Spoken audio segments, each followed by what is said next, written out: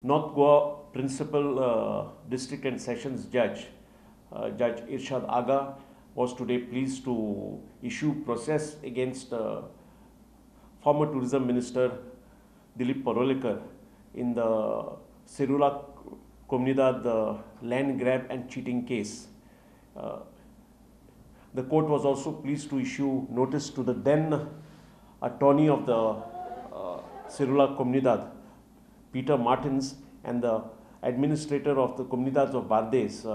Irene Sequeira. Now this whole entire matter was investigated by the crime branch for the last 2 years, and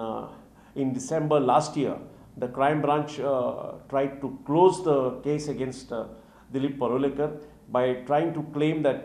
Dilip Parulekar was a very innocent victim who was misguided by officers to grab the land. Now with the court order today, Dilip Parulekar, Peter Martins, and Irene Sequeira would have to face trial for offences under section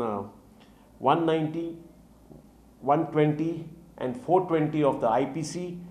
and besides that under section 13, 1C and D of the Prevention of Corruption Act. The court has directed all the three accused to be present in court on June 17th to face trial.